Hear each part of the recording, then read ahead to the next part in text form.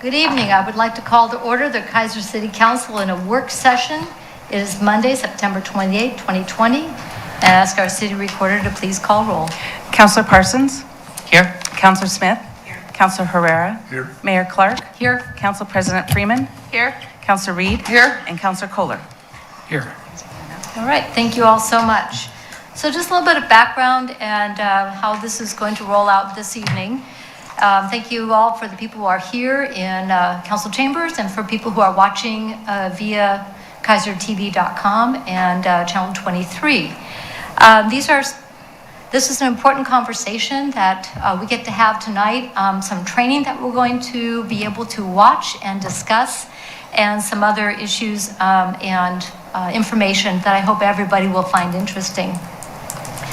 So what we're going to do first, we're going to be watching a video that was provided through an organization through the National League of Cities.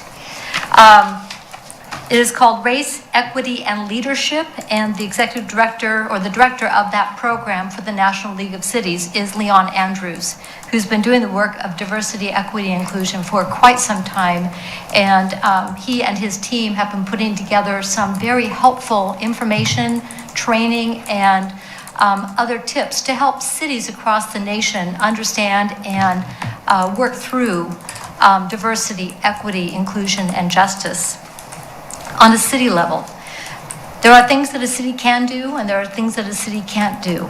And when we take the time to look at what a city can do, then it gives us a chance to get that done.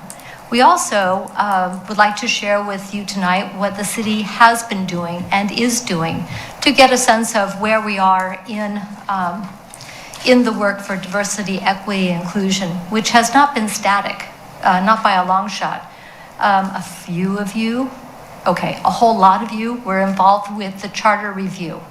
And that was a huge undertaking to look at our charter for the city of Keizer through an equity, justice, inclusion lens, but also to make sure we're updated and modern where it's also transparent. And I hope that people will look at it very carefully as it is now on the ballot for November. We will then talk about diversity, equity, inclusion, and justice statement components. We've heard many people talk to us about statements that they're familiar with. We've seen many examples. And so in the memo that was included in the packet, we will talk through the different types of statements, the kind of work that is cited in there, and then have a conversation about the types of topics that relate to how a city can operate and move forward and set an example in equity and inclusion. At the end, we will have time for public testimony that it's not quite that formal. This is a work session. No decisions are made here. A work session is that. It's a session to work, to talk about, to think, to take in information. So there are no motions, there are no seconds, none of that happens here. It is a work session. So we're going to ask for people at the end to share your thoughts and reflections on what you've heard tonight and input for us as we move forward with this conversation. Tracy, is the video ready? So I had a chance to be in a work session for the Oregon Mayors Association. Councilor Reed was able to be in one for the National League of Cities. I don't know if this is the same video, but it's probably the same group. Okay. And so this is an excerpt. Anybody who wants to watch the whole thing, the link was part of the agenda packet. And I encourage you, if you haven't already, to watch the entire thing. The portion we're going to see tonight is on normalization of talking about race and equity. You'll probably see that in my background behind me as well. And so thank you for this time. I want to know as we get started today that our time here, while I'm grateful for the time we have, is really just a starting point to a conversation, and it builds on the work that's already happening with the state league and its commitment to equity. And so I appreciated Deborah's comments because she really started to name the moment that we're in. And I kind of want to bring that into the space a little bit more. And so I want to play this short video that I think really provided some of that compelling framing.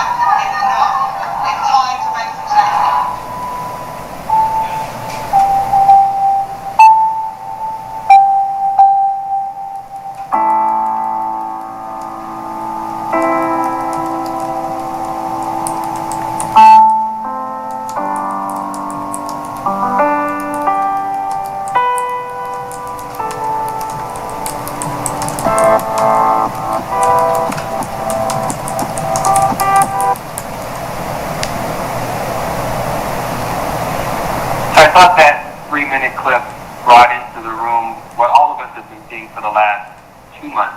Obviously, more than 2 months it's been happening in our country, but in the last 2 months, the presence of so many voices across this country, across the state of Oregon, and over 1,000 cities, towns, and villages, cities speaking up about having enough, sick and tired of being sick and tired. And that tension is at the doorsteps of cities, you as city leaders. And how are you responding to this rising tension? And that's, for me, I think, a really important backdrop, while also naming, as you heard from Deborah as well, as we talk about now, over 5 million cases of the coronavirus, almost over 150,000 deaths, and then the disparities that we're seeing as it relates to the impact of that across our country and in the state. And so for me, doing this work, it's really important to name what the work is, and finding different ways to be able to do that. This quote from the late Dr. Maya Angelou, I thought did a wonderful job naming the moment. I wanted to bring that into our space together. Her quote, "Prejudice is a burden that confuses the past. It threatens the future and renders the present inaccessible." What I love about this quote is she's calling to task, what moment are we in? Our inability to call out and talk explicitly about what we're facing as a country will paralyze us.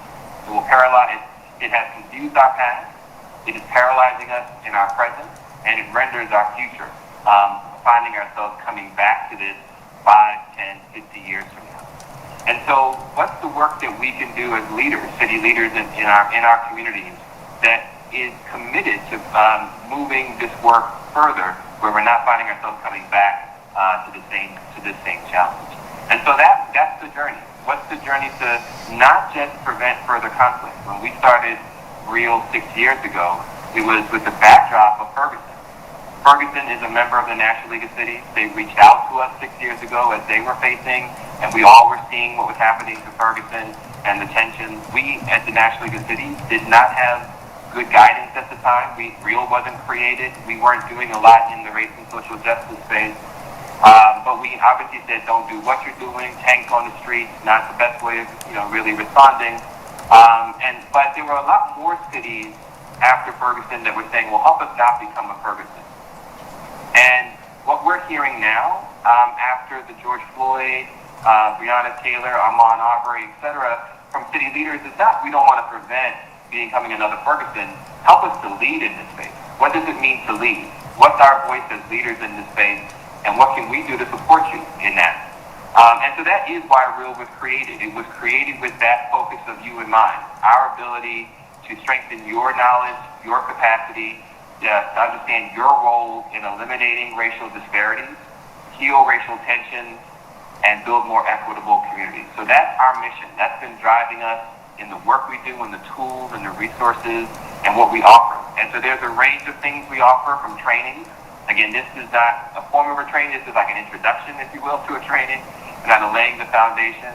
We do a number of things with cities around capacity building, technical assistance, networking, where you're connecting with your colleagues across the state, across the country, and also recognizing the intersections around different special populations. So I'm not going to go into depth of all of the services we provide, but want you to know that in the last 6 years, the NLC has built out and continues to build resources that we hope continue to be useful for cities across the country. And what I can share with you is the presence of REAL in our network. So literally across the country, we have now engaged in over 400 cities, towns, and villages.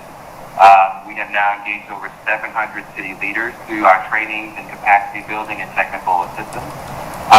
Not seeing as many dots on that work in the state of Oregon, but we're working on that, Mike. Right? We're going to increase those dots as well. As you can see, a few where we've been doing some good work. And I do think this moment really is calling for those opportunities to be able to go deeper.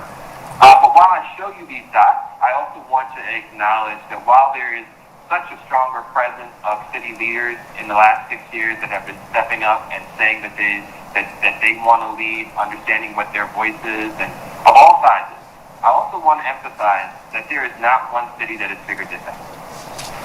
There's not one model that's out there that says if you do it just like Seattle, you'd be great. If you do it just like Madison, Wisconsin, you'll be great. No, that's not where we are.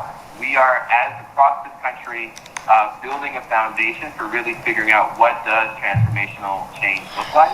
And that's the journey I think we all collectively are on. I just want to name that because I know as leaders you're looking for, just tell me what to do, give me the solutions, we'll run with it. And we're not in that space as a country or even in the work that's happening locally on the ground. And so in building this work, we have had really important partners that have been helpful. One of those partners I want to acknowledge, a shout out to them, is our Race Forward, our folks at Government Alliance for Race and Equity. It's really important for us not to reinvent the wheel, and so we have been very intentional about that in how we've been developing our tools and our resources to help cities. And it's within that space that's where I want to spend the time with you, right? Which is really talking about a framework where we go a lot deeper in around each of these components. I'll spend some time within each just to give you a flavor of the framework around how do you normalize the conversation on racial equity? What does that look like? Then how do you then operationalize it? What are the tools and data that you need to use to really help you drive change? And then how do you organize? What needs to happen within government? What needs to happen in partnership with the community? What infrastructures need to be in place, et cetera. So I want to give you a flavor of all three. Most of the time here will be on the normalizing space because that's a really foundational piece before you start using tools and before you start thinking about how you get organized. But I want to start off with you understanding what the framework is before we start jump in, if we will, to the normalizing space. And as we get started, I do want to say, if there are things that I'm saying where you feel like you have questions and don't feel like you have to wait until the end. I appreciate Mayor Callaway offering to kind of monitor the chat room. And so he's offered to flag for me as I'm presenting if there are questions that are happening that you have, that he'll interrupt, and it's not a problem. I'm happy to stop if there are specific questions to try to respond in real time. So I just wanted to say that before I start jumping in and sharing some more content. So I want to start first on the normalizing front around why we prioritize race, because that's really critical. When we launched REAL 6 years ago, we had our first real talk. I'm not sure if Mike was there or any of you were there. I did see Mayor Doyle there. I remember Mayor Doyle being in the room.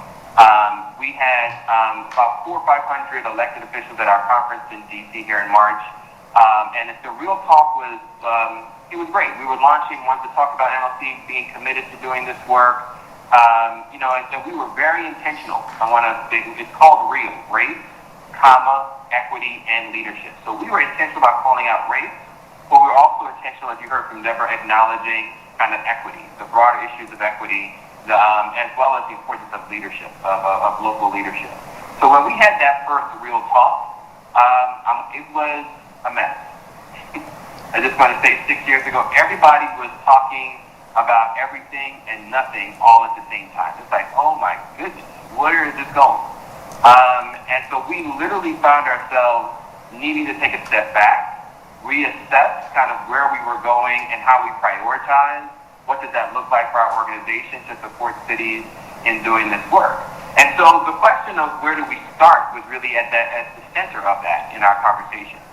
And it was in those conversations, the conversation about why we lead with race was so important. And so one of the aspects that led us there was a range of conversations we were having with folks doing this work, again, in the space of not reinventing the wheel, that helped us understand the data. When you look at the data, whether we're talking about infant mortality to life expectancy, race is still the strongest predictor of one's success in this country. Holding everything else constant, race is still the strongest predictor of one's success in this country. And that was a lot to hear that from the data. There are so many different aspects of understanding that. Obviously, in this presentation, I'm not able to break that down in all aspects, but I do want to name some of that. And this was one of those to bring that into the room. This was one study that was done by the Center for Disease Control a few years ago, looking at maternal mortality rates of women. And so they did exactly that. As they were looking at maternal mortality rates, they controlled for everything in a woman's background, except for the woman's race. They controlled for how much money she made, where she lived, her education, and as they controlled for that, they still found that black women had 2 to 3 times higher rates of maternal mortality. Right, controlling for everything else. Right, and so it wasn't just talking about maternal mortality where we found that. It was looking at a range of other issues. Whether we were looking at the criminal justice system, what we were finding, whether we were looking at the education system, workforce, unemployment, housing, controlling, still leading us back to that same conclusion, right? And so what was important was 2 things to kind of acknowledge. When we were talking about race, we weren't just talking about black and white, right? When we're saying race is still the strongest predictor of one's success, it's not our default just talking about black and white. Yes, there's some clear disparities between black and white, but you also have to dig much deeper in doing this work. You have to look at it from the Latinx community, you have to look at it from our indigenous communities, and you have to look at it from particularly unpacking our sub-Asian Pacific Islander communities, because looking at API, Asian Pacific Islanders in the aggregate, is also can also tell a narrative that's not completely accurate. And so there's a lot of work on the data front that really drew us to that space. But then the second point is also really important, that while race is still the strongest predictor of one's success in this country, it doesn't mean that you still don't need to understand the intersectionalities of other issues, right? And so it's not race or LGBTQ. It's not race or poverty. It's not race or education, race or housing. It's and, right? And so it's understanding race is still the strongest predictor of one's success, while also holding the intersectionalities of the conversation, which is we can't talk about housing, or we can't talk about LGBTQ issues, or we can't talk about women issues, or we can't talk about unemployment without centering race in the conversation. Because if we don't, what we tend to do is see an exacerbation of the inequities, right? And so that was what was so important to really understand as we were naming in that normalizing space racial equity. Again, if we know race is the strongest predictor of one's success, then our goal with racial equity is to close the gap where race no longer predicts one's success in this country while improving outcomes for everyone. Both are important to the definition of racial equity. Our goal is, if we know the data is leading us here, we know the data continues to show race is the strongest predictor, we as leaders don't want to see that. We want to close the gaps where race is not always being the predictor, while we also want to see outcomes improve for everyone. And so as we hold both as the definition of racial equity, then racial equity then is about targeting. How are we targeting our strategies? How are we targeting, what is called referred to as targeted universalism? How are we targeted in our process, but universal in our goals? And working to get to the root causes of why. Why is it that race is still the strongest predictor of one's success? Why is it that in the case of maternal mortality rates, black women are still disproportionately dying from maternal mortality rates, regardless of how much money they make, regardless of how much education they have, regardless of where they live? Why are we still seeing that? What's at the root of that? And that's the work, right, of being able to be targeted and to also be willing to get to the root causes, while also knowing by doing that is ultimately to see outcomes improve for all. And in that definition, the space that really resonated with me that I just wanted to share with you, that I hope also resonates with you, is this terminology called the curve effect. Not sure if you've heard about the curve effect, but if you think about the work that was happened during the American Disabilities Act over 25 years ago, there was the advocacy around the American Disabilities Act was to really address better public access space for people with disabilities. And so there was a number of things that came out of the American Disabilities Act that created better public access space for people with disabilities. From elevator usage to buildings needing to have elevators, if you had floors higher than more than 3 floors, to curbs and ramps, right? And so the curb cut effect was an example of that. So the American Disabilities Act is why we see so many of these curb cuts off these sidewalks, right? And so the design of that policy was to be targeted towards to be helpful for people with disabilities. But then who else benefited from the curb cuts? Right? Everyone who uses them. If you have children, if you're pushing kids in their strollers, if you are with your suitcase and you're pulling your suitcase and you're going to heading to wherever you're heading to, or if you are biking on your bike and you're going from sidewalk to sidewalk, right? There are larger benefits for being targeted in the impact of the American Disabilities Act. So I hope that example kind of helps shed light on both understanding the definition of racial equity while also understanding the need to be targeted. And so it was in that space when we launched that we were on this journey of figuring out how then do we name this? What does it mean to name this? What does that work look like in naming it? And so one of our first real talks was at the museum in Washington, D.C. We had a panel discussion with our CEO, Clarence Anthony. As you see here, our two past presidents, Councilmember Matt Zone and former Mayor Karen Freeman Wilson, and Tim Wise, who served on our real board of advisors. You can see the full clip on our website, but I wanted to play the opening of it that really named and challenged us 6 years ago as we were launching it. Tim, you have written a book about this subject from a different perspective. What are your thoughts, opening thoughts about where we are in America right now? Well, in the 3 minutes, 3 to 5 that we've been given, I'll do my best to answer it. And I know we're going to get deeper into this conversation as we go, so I'll save some of what I want to talk about for that. But I really appreciate the way that you framed the discussion at the outset, because at least on 2 occasions I heard you reference something that we really don't do very much in this country, and that is you referenced systemic racism, and you referred to it in that way. And I think that's important. In fact, it's critical, not just for the National League of Cities effort, but for our conversation as a country, because too often what we do, and I think we all know this, is we look at racism as that thing that happened in Charleston. That is to say, and when I say that thing that happened, I'm not talking about the generations of institutional racism. I'm talking about the thing that happened this summer. We look at that as racism. We say, well, Dylan Roof walks into a church and massacres 9 people, and the city comes together, and the state comes together, and the country grieves, and that's racism. And then we sort of wash our hands of it because we say, well, thankfully, that doesn't happen every week. That doesn't happen all the time. That's an anomaly. But we have to be prepared to look at racism as something that's far deeper than that, and not about bigotry, not about overt hatred, and not just about that type of random retail violence, because that's retail violence. We got wholesale violence, and by that, I mean, if you're going to understand what happened in Baltimore in the last 6 months, you cannot start with Freddie Gray, and you cannot start even with the police department in Baltimore.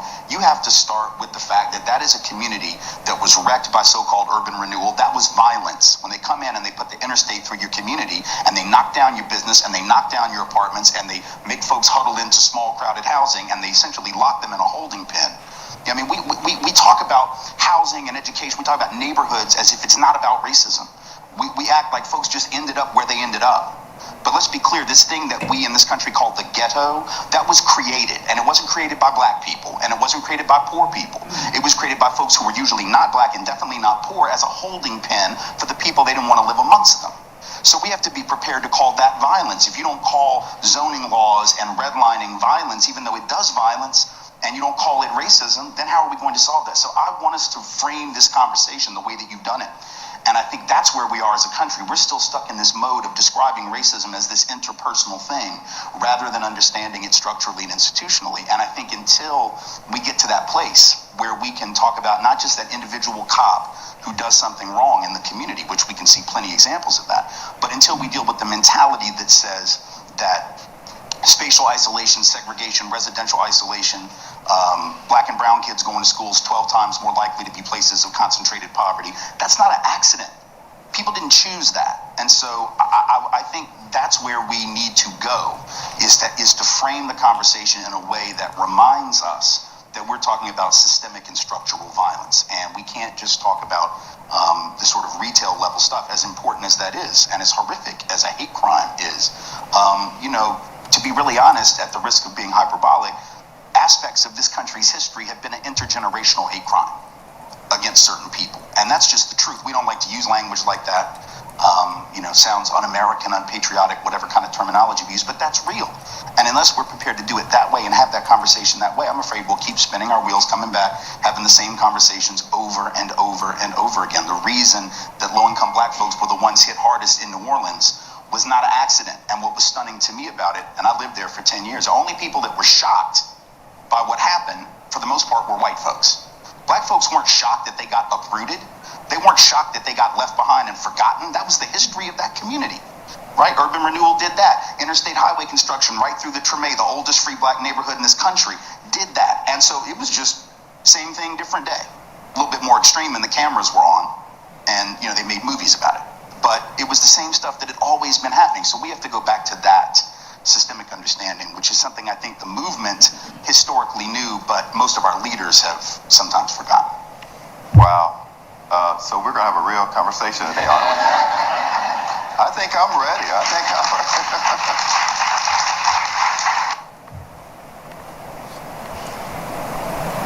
And we're going to press pause there.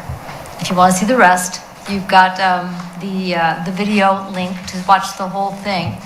And we will come back to this in the next work session when we start talking more about operationalizing and organizing that comes after normalizing the conversation about race equity.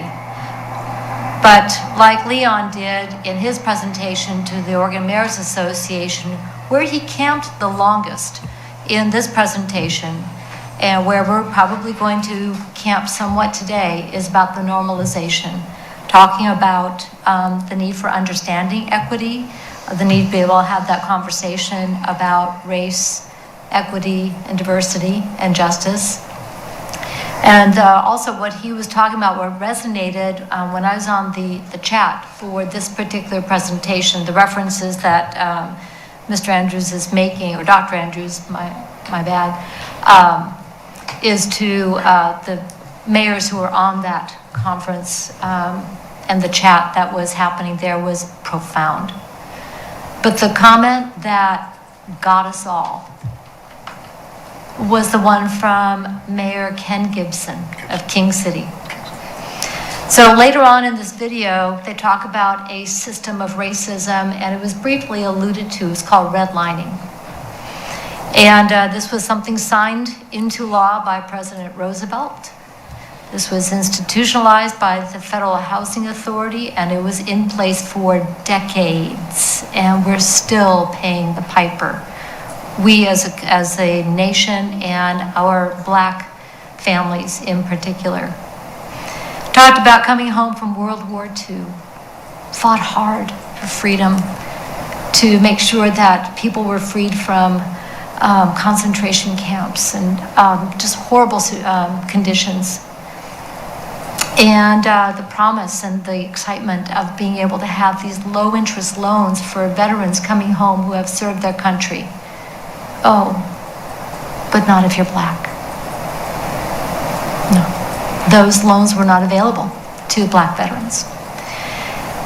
And as they told the story of the repercussions of that, and that what we've seen reverberate through generations until some of those laws were overturned and programs put in place to start to close that gap, as they talked about, Mayor Gibson said, just want you all know, that veteran coming home from World War II was my father. Mic drop. Mayor Gibson, however, has been able to purchase a home where he wants to live, been able to have the education and career that he has wanted to do. He worked hard for it, and he's been able to share those blessings with his children and his grandchildren. So that's not to say that it was the end of the story, but he had to have a different beginning than some of us did. So I just wanted to share that story. So before we go on to the next piece, I gotta watch the time. Just some initial thoughts, feelings. Some of that video was very uncomfortable. It's very thought-provoking, and that's why I wanted to make sure we started with that to kind of set a tone of the kind of work that this city, I am so proud to be a part of, is willing to lead the way in how we address systems to make sure that they are open and equitable for every member of our community. So that's the start. Thoughts? Councilor Reed. Thank you, Madam Mayor. What really resonates with me in this is in the schools we've been talking about our trauma, our trauma, I can't remember the acronym, I'm sorry, but our focus on the trauma that kids are facing and how that is changing the beginning. So I kind of wanted to react a little bit to the phrase, changing the beginning, changing that starting line. And that's what a lot of people don't really understand about this is, yes, education, public education is anybody's ticket out, but the way people can approach that can be wildly different for a variety of reasons. And so by changing the beginning, by changing the starting line to make sure that we get everybody to the starting line, to make sure that they have those opportunities, I think that is where the systematic and the institutionalized disparities come in and the things that we can change. And so I think that's what we need to focus on because people are individuals, they're going to take advantage of opportunities in a variety of ways, and that is America, and that is how America works. But we also need to make sure that we have a complete understanding of where people are beginning. And I think that's where a lot of the understanding doesn't happen. You know, people don't understand, well, I did this, anybody can do this. Well, no, because people start with a bunch of disadvantages that aren't readily understood. And so I think that as a city, that's where we can really focus on is making sure that we're all at least making adjustments for that starting line. Thank you. Good thought. Councilor Herrera. Thank you, Madam Mayor. That was a very good point. And one of the things that I noticed in this, and I watched the whole thing, is that it starts off with Black Lives Matter, and I mean, you want to get yelled at in discussion, just bring it up on a regular city website. I mean, I've said it myself. I think I'm the only one here that supports that because every time an incident that happens, I remember what happened to me in 5th grade and when I was in high school and when I was 24 years old, my interactions that were not good with police. But by the way, a lot of my interest, but I mean, that brings back to me. So I have more of a passion for why we should move and there's folks in that direction. So I think the words I heard a lot were commitment, action, and accountability.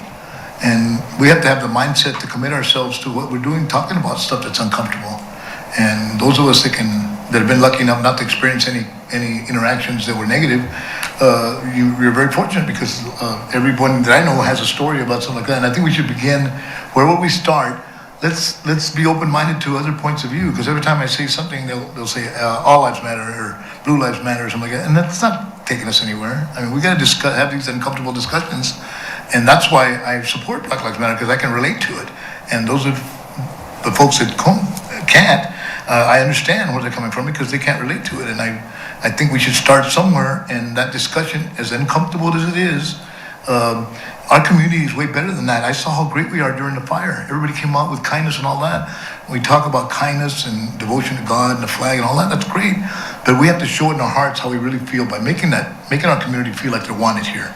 I know a lot of folks of color that have had bad incidents right here in Keizer, where people say things to them that are not appropriate or mean and racially motivated. And like I said, for those that don't experience that, think about the whole good. I compare it to the pandemic. The folks that weren't affected, they worry about their rights or, we're doing this tonight, right? And the folks that are affected, we're thinking about the whole of the whole nation, the good, And so I'm looking at the city of Keizer as a whole, make our long-awaited resolution. If it would have up to me, we would have had a task force, talked about, make recommendations to the city of what we should do, whether it's systemic, which nobody talks about.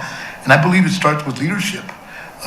Leadership and example. I mean, I know I saw an interview the other day with City Manager Eric King from Bend. They started a task force on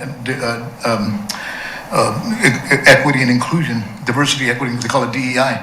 And he himself, the city manager, is very active recruiting, what he said in the interview was underserved folks to get them on committees. He reaches out. And I think we have to be proactive in doing that. And there is accountability that comes with that. I know I'm the only one who believes that, but I really believe that we have to move somewhere forward and less talking and more action and commitment. And I'm sorry I'm passionate about it because That's just the way I feel. It's been frustrating thinking and talking and talking and talking, and I just want us to get somewhere and move forward because Keizer is better than that. I've been there 43 years almost, 42 and a half years, and I love this place, and I know that we're better than that. We got to move forward to the future. We need leaders that show equity and inclusion and mean it and commit to it. So, sorry, that's my 2 cents. I appreciate boys. Thank you, Madam Mayor. Well, I appreciate your passion. I do want to make this a safe space for everyone who has had issues of discrimination, and everybody has a story. And I think that we have to acknowledge and respect that that is the case, that every person here has had those negative interactions, has been discriminated against in some form or another, and that I don't know that you can look at a single person here and say that we have never had a negative interaction. And to be able to draw on our experiences and to be able to bring that humanity to us is going to be very, very important. It's not to pit one experience against another, but to embrace the humanity that each of us brings to the table here and wants to make sure that our conversation includes the experiences that people have had. When we talk about gender equity and so forth, there's a few of us who might remember some things from school and other time periods of our lives. So this is a very broad-based, but it's a human-based conversation, and I'm really hoping we can be in that space and allow people to have that, do that thinking, and bring us together with that in mind. There's a lot of passion, but I love what one of the things Dr. Andrews talked about was the data was very clear. We can make the heart argument, we can also make the data argument for how we are moving forward in a way that's going to be very equitable and benefits like the curb cuts for everyone. So let's cut some curbs for people and move forward. Thank you for sharing your passion and your experiences with us, Counselor. Appreciate that. Thoughts? Counselor Smith? Thank you, Madam Mayor. It was very good information, good training. Is that on? No. I didn't think so. Okay, thank you. Now you are. Okay, now I'm on. That was really good video. I really appreciated you sending it out. One of the challenges that I have in my day job is in the mortgage industry. So when I'm watching this, I just feel that mortification to know that how this started. And I mean, realistically, I think the example of going back to when FHA was established in the 1930s, that's really where the problem arose. It wasn't until 1975 that the Home Mortgage Disclosure Act was then put in place, which was then a tracking system. So when you fill out a loan application these days, there's going to be those little boxes at the end, which then are collected, and then they're compared against the federal, you do a report at the end of the year, and then they keep track of that, and that's the way that they can make sure that the redlining is not occurring. But I will tell you that unfortunately, we just did a recent training where there was a community in, I want to say it was Ohio or someplace back east, and it still occurs. It is still occurring to the point where they would have people walk into a bank and there would be a person of color who would apply for the loan, or they would be treated differently just in their loan application. So it's not that it's not still occurring to this day. The one issue that I've had all along with we've seen many examples of the equity and inclusion statement, but I'm not good at just statements. I want to see what the action is after that. If we're going to have something like this, to me, it's critical that we take the next step, and we know what that step's going to be. If you just say it and we sign it and it doesn't actually take a step into policy and organization, then we just wasted our time. And it's an insult to those that we are trying to protect and help. So I liked the idea of normalize, organize, and operationalize, because that's where you find success with these things. And it just like in the HMDA reporting, how are we going to track it? How are we going to know about it? How do we know what's working and what's not working? And how do we create a safe space where anybody feels as though they can participate in those conversations? There's a big difference right now. This community is, this entire country, very one-sided. And there's been a lot of lack of communication, a lot of lack of just understanding and listening and trying to understand that this isn't doing this doesn't hurt this. And the sidewalk thing was the perfect example. When we put things in place to help one person, usually there's a benefit, and there should be a benefit for others as well. And I just thought that the training overall, I mean, it hit my heart because it's the industry I'm in, is what created this mess at a very, data-driven level. So I'm very interested in going forward, but I definitely think we have to figure out what those steps are. Do we create a committee? Do we, like the Parks Committee, do we have a committee that looks at these things so that there's not just a feel-good statement, but there's actual action afterwards?20 you, Madam Mayor. Thank you. A couple more thoughts. At this point, I would like to talk about operational. I can't even say the word now. Operational. What she just said. Putting it into action. So my lens on some of this work goes back to the Homeless Initiative. When we began the Homeless Initiative about 4.5, 5 years ago, it wasn't that no work was being done to help homeless people in our community. Indeed, we had, when we did our asset map, over 550 different nonprofits trying to address some aspect of homelessness. It was just disjointed, and it was not really well data informed. Through the Homeless Initiative and having the conversations around the realities of people and the disparities that people who were homeless in our community were facing, could we begin to turn the tide, build relationship and networking to help people of goodwill do what was truly the right thing. So it wasn't that things weren't happening. And some very good things were already falling into place. By the time we adopted the strategic plan, we already had many of the things starting to check off. And yes, we're moving forward. Likewise, this isn't the first thing we've done as a city. If anybody read my memo, I did talk about what we've done prior to over the last few years, but of course it's way before that, because this is the kind of community Keizer is. But we're not satisfied. We're not going, okay, good enough. We'll check this box and move on. That's not Keizer. And indeed, it's also not the city staff. So I've asked Chris to talk a little bit about some of the things that have been happening, because city operations is what we're doing. We are the city council. It is so key to our community and providing very important services in a dignified manner to all members of our community. City Manager. Thank you, Madam Mayor, and I'm just going to be very brief because we want to make sure there's plenty of opportunity for folks to speak and share their thoughts with the council.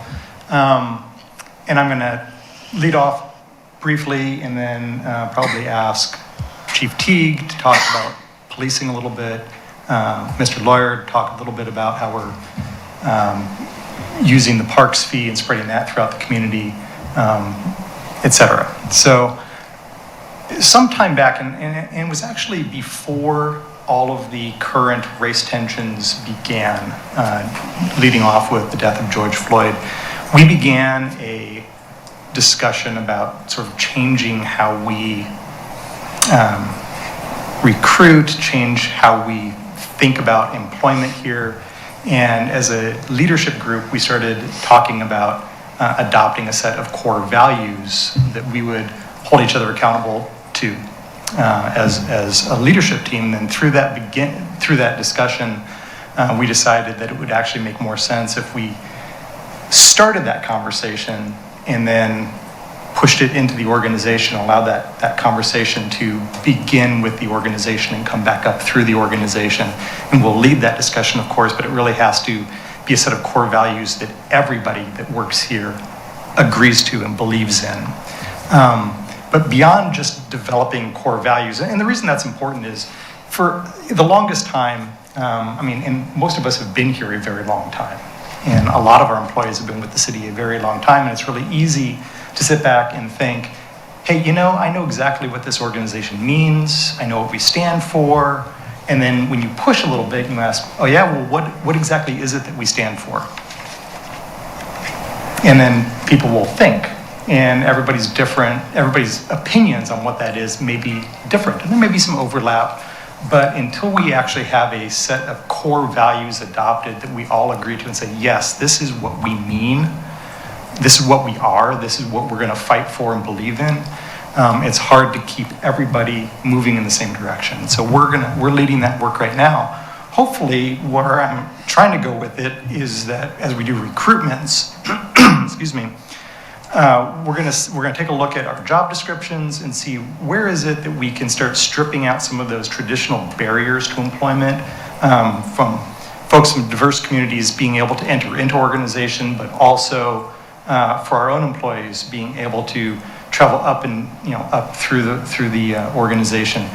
So, and where this becomes really apparent is when you look at our department head group. We're mostly white males. Okay. Well, I mean, a lot of us have been here for a very long time, and so there are rarely opportunities to change out that mix, and we have that opportunity right now with Nate's position when he decided to retire. And I'm sorry, Shane. Shane is doing a great job as the interim director for community development, and he, I've encouraged him to apply for that position. But we have an opportunity to look at that job description right now as a test case of, can we change this job description and make it different so that it is more accessible to a larger group of people, so that we can get a non-traditional set of applicants. Because typically when we recruit for a department head position, we're getting white males and females of a certain age. And so you have to kind of strip through that and figure out, well, why is that? Why is that the group that we're getting? And how do we change that? How do we make it more accessible? And one of those areas that I'm interested in looking at is formal education. Do we really need a 4-year degree for a lot of our leadership positions? Is that important? Is that a good benchmark to determine if somebody can do the job? I know it's a good benchmark for weeding out a lot of folks who have not been in the country long enough to create the generational wealth to send their kids to college and buy that degree, but does it preclude them from actually being good at that job? And I kind of don't think so. And there are some positions that we're not going to be able to do that with, like for instance, a city attorney.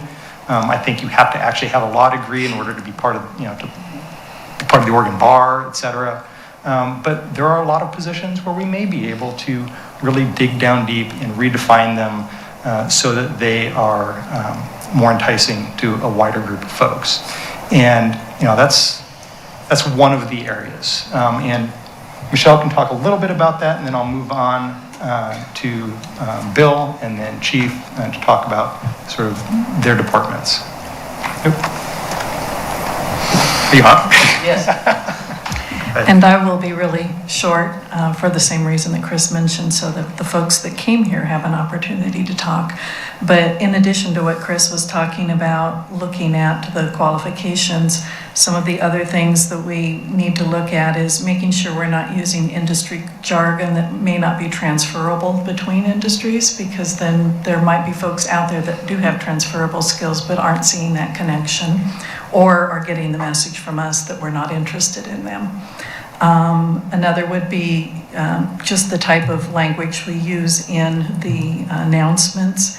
I would really like to see us be able to fold in some of the values information that we finalize for the city and our position, because that sends a strong message to those folks who are interested in applying. What kind of organization is this? What do you value? And how that relates to the job description is ultimately you fold those values into the job description, and their employees are held accountable for doing those things in that way as a part of their job. It's part of their performance evaluation. And how they're held accountable depends on the position and what their role is in upholding those values or promoting those values in the organization. That's really where it hits the road, as far as, are you not just putting out a list of values, but you're actually walking and talking those values. And there are 20 more, but I'll stop there. And so, a couple of the other things that I have to think about that. And I've said this for a very long time. In fact, I think people probably have gotten sick of hearing me say this, but you can teach and train almost anyone to do almost anything, but you can't change who they are as a person. And so we want to hire the right people.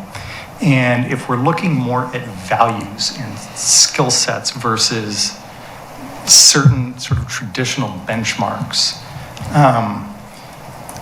I think that that cuts across gender, it cuts across race, it cuts across gender identity, et cetera. And we've actually had some new additions to our workforce that are very non-traditional for us, and that's also helping to kind of push our comfort zone and get us thinking in some of these directions.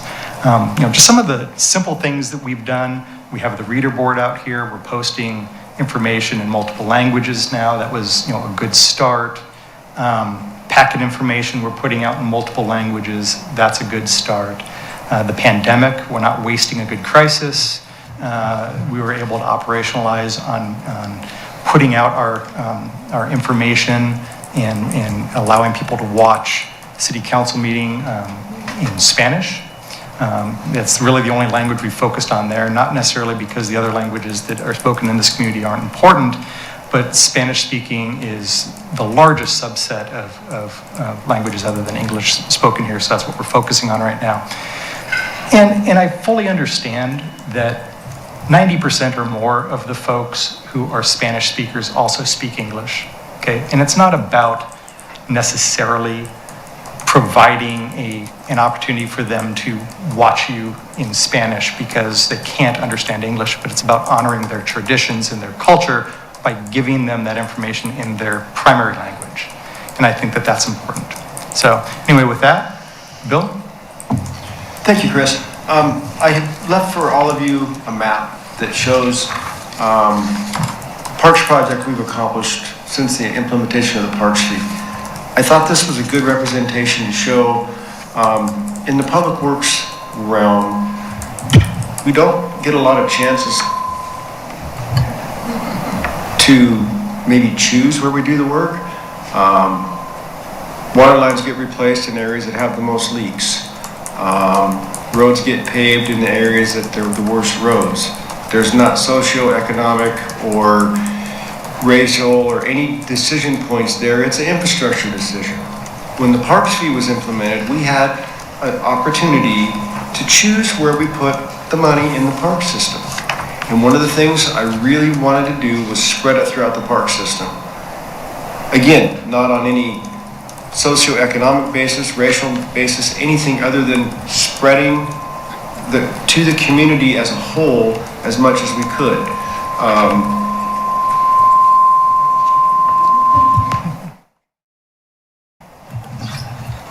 That's much better. You're resonating with people. I guess.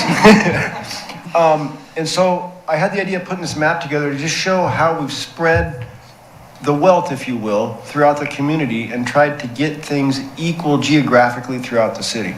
And I thought this did a very good job of showing that. The second page is a list of the improvements we've done for each park, so the detail is in the list. Again, I just thought this was a good representation showing the geographical diversity, if you will, of the use of the parks funds. And if I may, you made an interesting statement, but I'm going to push on it a little bit. You talked about roads get fixed where they need it and water lines and so forth get fixed where they need it. We hear about cities where the road in front of the mayor's house gets fixed first. Not true here. But that's actually truth because you use metrics to determine the road condition, and that's how the lists are put together. So it's based on keeping the system whole for everybody equitably rather than saying this neighborhood needs to be served more than that neighborhood. You look at the whole system. And I think that's a very important thing to bring out, that the care of our system is equitable. We want to make sure it is serving everybody appropriately and with the highest quality. Absolutely, and we use metrics. It's called a patient condition or pavement condition index, not patient. That Marion County actually does that work for us. They have very experienced people in rating the roads. We keep that updated. We keep that updated on a very routine basis, about every 5 to 7 years, and we use numbers to tell us what roads to pave. That is. Boy, now I turn the lights out. We've really followed that really strong over the last 2 decades, with the exception of the last 2 years with River Road. River Road did not score as bad as some other streets in the city, but I identified the need that needed to be taken care of because it carries the most traffic in the city. And so we put aside some local streets that really probably needed paving more than River Road, but the best use of the money to serve most of the community was River Road. And that's one of the few areas in my realm that we have real solid matrix to use to evaluate where we put the money. Thank you. If you would talk a little bit about your philosophy of policing and why that's relevant, that would be useful. Well, I have pages of material here, and I'm not really good about talking about this for a little bit. It also comes back to bite me sometimes. But I'll wade into it anyway because it's important work. I have a number of slides that Dr. Andrews put up there. I regret that I can't tell you which slide it is. He has a slide where he asks, what does it mean to look at impact rather than intent in policy? I pursued justice since before I got here. In my hiring panel, I told a number of the panels that you will lose money in your courts if you hire me. You need to know that before you do so. I know that revenue does not equate to traffic safety, and I know that police departments generally issue a lot more citations than they need to affect traffic safety. That's a direct impact upon what we're talking about. And I mentioned that my interests have been around justice. Dr. Andrews has another slide where he says, what does racial equity require? And listen to what he says it requires. Closing the gap so that race does not predict one's success, while also improving outcomes for all. In this police department, we pursue justice for all, not justice for people of color, but justice for all. This is what my cops are, I want to initially say trained to, but I'm hesitant to suggest that we can simply legislate by rule. We have to establish a milieu, a culture in which they learn to think in a particular way, where they learn to think with justice, where they're treated with justice, with procedural justice, so they'll use procedural justice on the streets. We hire people for 5 characteristics. This is a function of impact, by the way. We don't simply talk about our hiring values. We've been hiring, promoting, and assigning around these values for some years. Conscientiousness, courage, empathy, helpfulness, and humility. That's the cop you want to show up at your door, especially if you're a suspect. That's the cop you want at your door. My detective sergeant evaluates my detective lieutenant evaluates his detectives. One component of their annual evaluation is, what have you done in pursuit of exoneration? I can rattle off a handful of cases where our cops have contended with the DA's office that this person ought to be exonerated of this crime and not indicted or prosecuted. The statement with regard to your Miranda rights, that whatever you say can and will be used against you, doesn't hold true at Keizer PD. We will use your statements to help exonerate you. It is one of the things we are most interested in is not committing or contributing to a wrongful conviction. Dr. Andrews says we need to have targeted strategies to focus on improvements for those worse off. Those worse off aren't necessarily people of color. It cuts across genders and races, and these are the poor that are among us. Government is stacked against poor people, and it is harder than hell to get out of poverty. I realize there's a poverty mentality that digs that hole deeper, but we should not make it difficult for those righteous working poor that are among us. And by the way, in these apartment complexes, for example, I could say poorer neighborhoods, although they're in Keizer, there really aren't any poor neighborhoods. But some of these apartment complexes, the vast majority of the people in those apartment complexes are good, hard-working people. And they're forced to live alongside these criminals who also live in poverty because crime doesn't pay. My gum, we need to come alongside these people, and government should not be standing in their way. We need to move beyond services and focus on root causes by changing policies, institutions, and systems. Yeah, we've got to do that, but not just with the intent. We need to make an impact. We've been trying to do this at Keizer BD, at least since I've gotten here, and I think to some degree we are. The mayor said there are things the city can do and things the city can't do, but we can have a wider impact. Keizer PD, I could have retired 5 or 6 years ago. I'm still here because we can make an impact. Even though we're used to getting kicked in the teeth, we're trying to make an impact and make people's lives better. And I tell you, this sounds trite, but it really isn't. There are people in this community who will not go to jail, who will not be arrested, who will not be given a citation because they shouldn't. And that's because Keizer PD pursues justice. We will make mistakes, but we are learning to think in terms of employing justice. It isn't easy.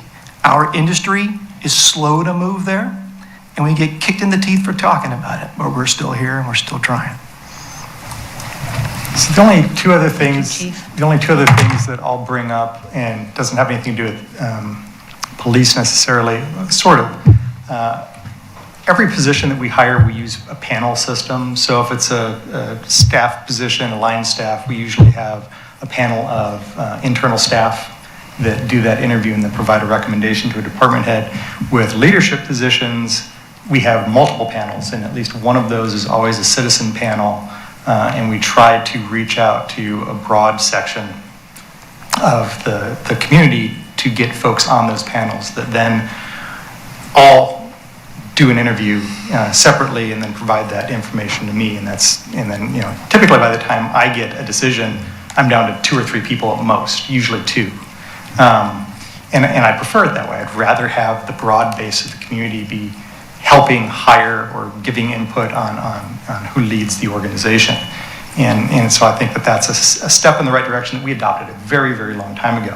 I think that we could be more intentional as we move forward and make sure that we're reaching out to the Latino community and other minority communities to make sure that there is citizen representation from those groups on our panels, and we will do that. The other position that I've had on the books of trying to look at hiring for probably the last 5 or 6 years has been a DEI officer. Called it a couple of different things, citizen or community outreach, et cetera.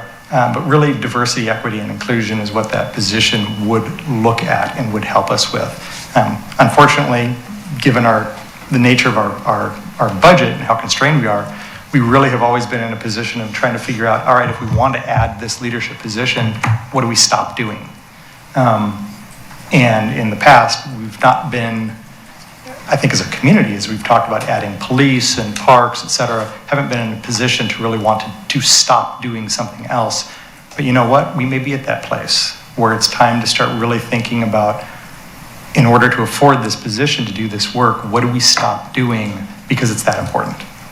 So, Tim or Shane, do either of you have anything to add? Shane, I do want you to talk just a brief second about your experience with our zoning code and how that stacks up in relation to DEI, if you have any thoughts on that. Tim, any thoughts about money? Tim, do you want to go first, or do you want me to go first? I guess anecdotally, I can say that hiring Chief Teague does have a negative impact on our court revenues. So he's held true to his words. I think the conversation that we're starting to continue on with is very relevant. In the last 6 months, I've been called a racist. In the last week, I've had to deal with someone that was picking on one of our staff based off of their race. I've had to deal with someone in the last week calling out their neighbors based off of their race. So this is very much alive in our community.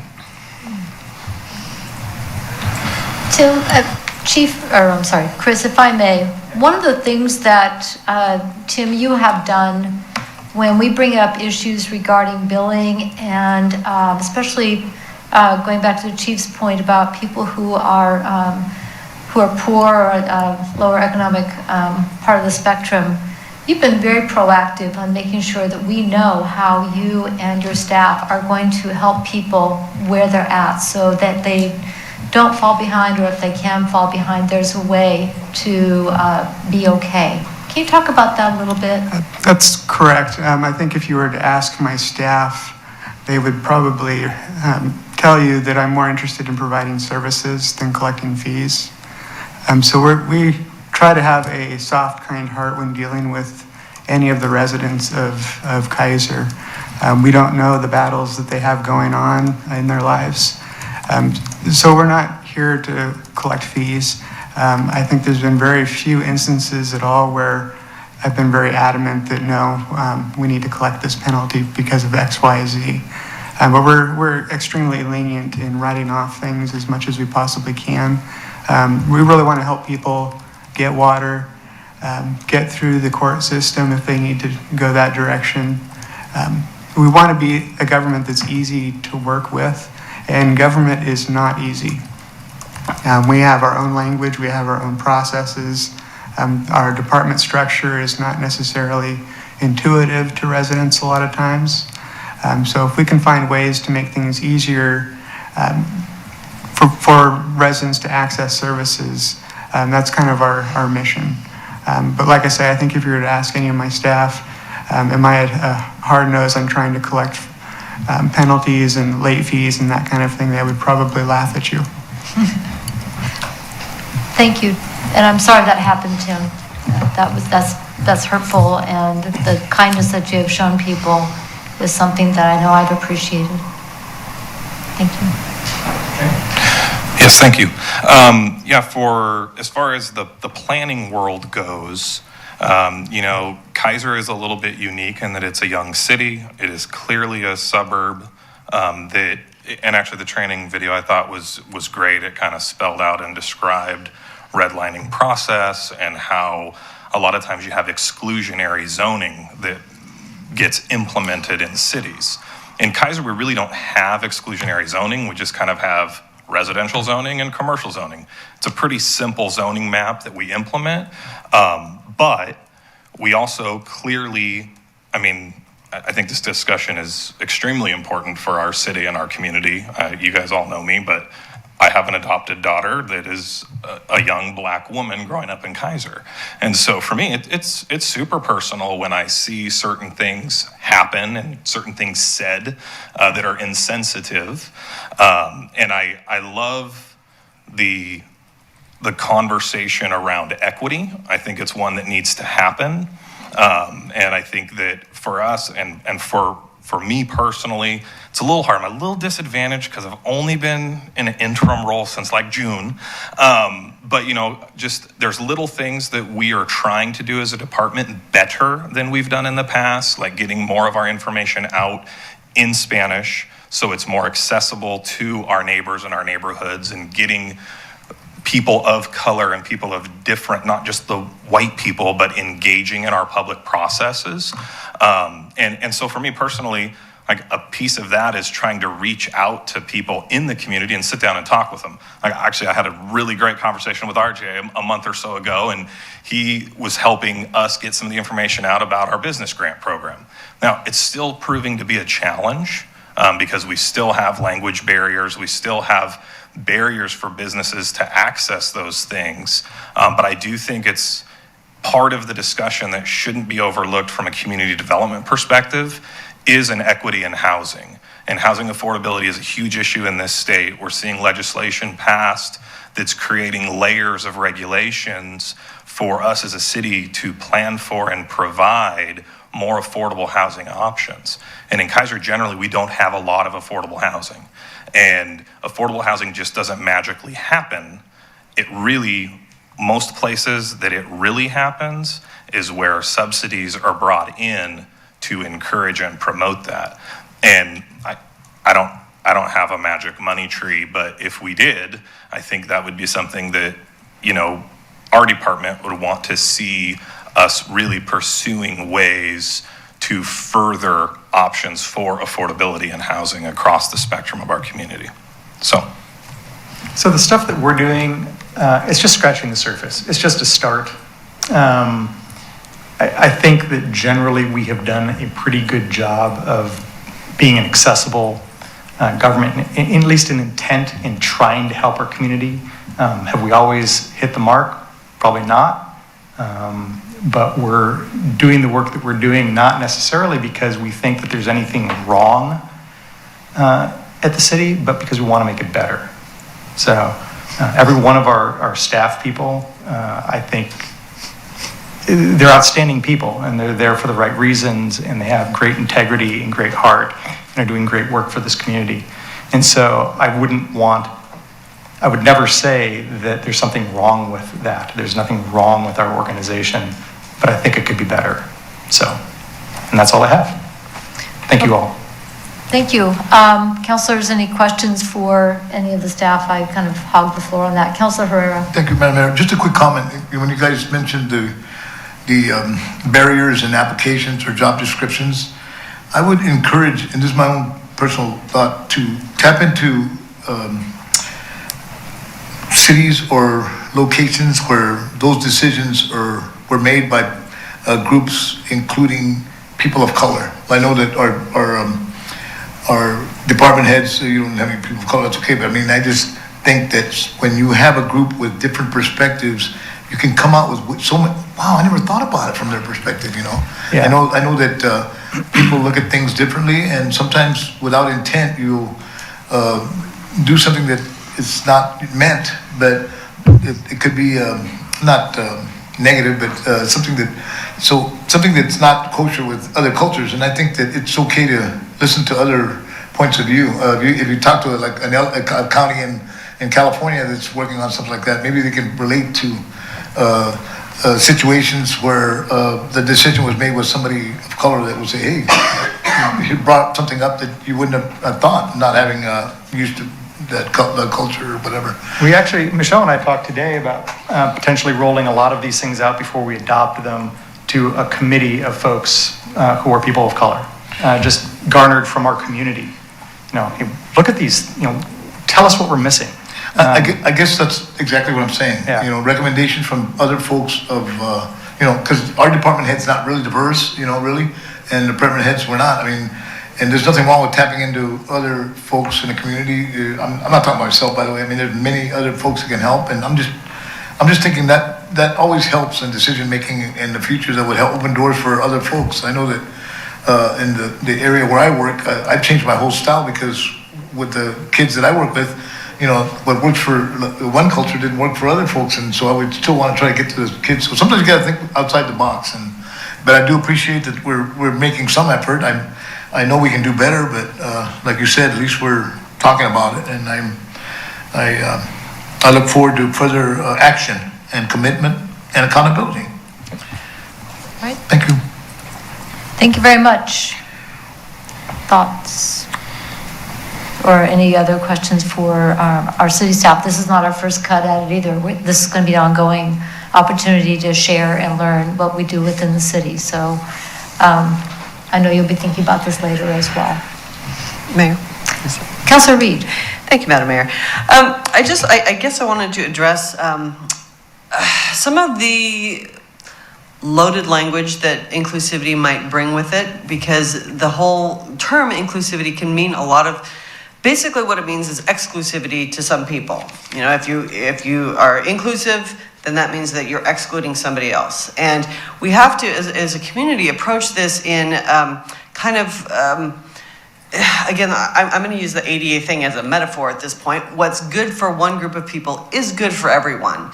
The more perspectives that we have to influence policy and influence procedures and influence hiring, and the more perspectives that we have and the more perspectives that we can listen to, the better we will be, the stronger we will be, because knowledge is power, and knowledge of perspective will make us a better community. Can I comment? Councilor? One thing I kind of take it differently, a different approach, because I don't see inclusion as taking something away from somebody else. I mean, like when you do something in Spanish, it takes absolutely nothing away from the non-speaking Spanish audience. So inclusivity to me is for everybody. It's not excluding anybody. I think so. Like I say, you give open doors for Spanish speaking or whatever, it takes nothing away from the non-Spanish speakers, so it doesn't exclude them, it just makes it better. That's how I look at it. And that's exactly the point I was trying to make. I hope that wasn't misunderstood, because I'm just saying that people do hold that opinion, and I was trying to use that far more eloquently than I did, but yes. Well, then we agree. We absolutely agree. Thank you.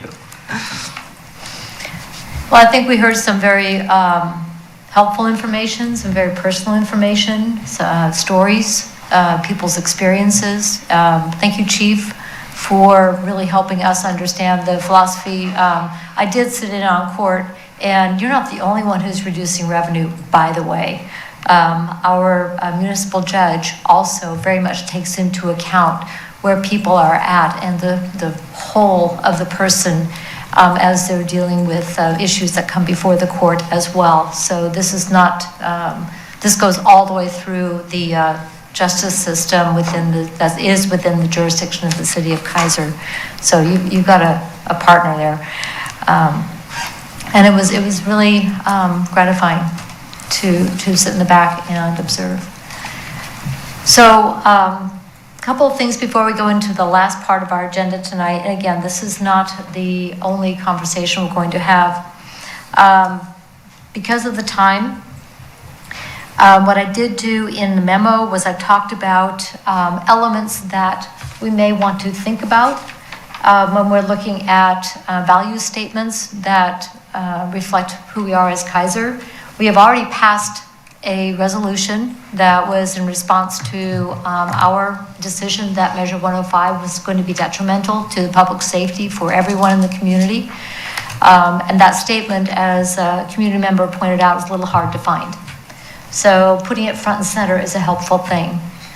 Also, pretty much to a document, every single resolution that was brought as an example includes the federal and state definitions for the protected classes. And that's important, I think, also to make sure we have front and center. So we are speaking from a similar foundation. The four areas that I was hoping to spend some time on tonight, but I think we're going to have to probably have that conversation next time. As we think more about it, will be, and we've gotten some great input from our city staff as well, on, I didn't print this off. I should know them anyway because I wrote it. On justice and equity, and the chief alluded to, not alluded, very strongly stated what the foundation of justice and public safety is in Keizer. The provision of public services, as we heard from Public Works and our finance department and from community development. We heard that very strongly about recruitment, promotion, and retention. And we heard from the city manager and our human resources department. And then the other area where we as a council goal have continued to struggle with, how do we do this better in inclusion, in making sure that voices feel welcome to the table, that we have the opportunity to build relationship. We talk about Keizer feeling like a small town, but we're 40,000. And up until recently, a lot of people were commuting. Not so much anymore, so maybe there's some opportunity 6 feet apart. But to be talking to each other and listening to each other. So with council's, if it's all right with all of you all, you read what I had to say, would you be okay with, at this point, listening to folks who came here to share some of their thoughts and maybe they're reflecting on what they've heard tonight, and then we can wrap this up for the evening and take this up again in the next conversation at the end of October. Are you all good with that? Mm-hmm. I'm getting head nods. All right. So I have 3 people signed up, but we will open it up, spend about 15 minutes or so listening to folks. We want to hear what your reflections on what you've heard tonight. I'll start with Mr. de Blasi. Madam Mayor, how much time do you want me to put on the meter here? Well, we would like you to be concise as much as possible. So no more than 5 minutes. We'd prefer like 2 or 3 to give more people a chance to talk, if that's all right with you. All right. I'm going to put it on 3 and then just you can use that as a cue. All right, that sounds like a good plan. Mr. De Blasi. Can you hear me okay with it? A little bit muffled, so you'll need to get, yeah. Thank you. Mayor, Councilor, my name is Mike Rossi, President Keizer. So I came here 2 years ago, I think it was for that resolution for Measure 105, and I said how it wasn't that long ago that people who had the name de Blasi were looked down upon, and the barriers were put in place to keep us from this country. And now everyone eats my ancestral food and watches Ozzy music, so. But today, I don't want America just to be colorblind, because that doesn't allow us to see the whole of all of us. What I'd like to see is that when anyone comes to interact with a government official, with a banker or realtor, with the police department, that they don't see that color in that instance. And I know we can't make everyone see it, everyone equally. It's just some people are just not going to change. But I believe that most people want all of us to be judged not by the color of our skin or our abilities or our sex, but really by the content of our character, like Martin Luther King said. And I want our city to be a leader in this and do it in the Keizer way. So what we can do in the city, let's do it. What we as a city can do with our fellow Oregonians, let's do it. And what we can do in our city with our fellow Americans, I think we should do it. Well put, sir. Questions from anybody? Thank you. Thank you. Carol, would you like to come up and share? And then RJ, you're on deck, okay? Stool. Bring out the stool. Who said bring out the stool?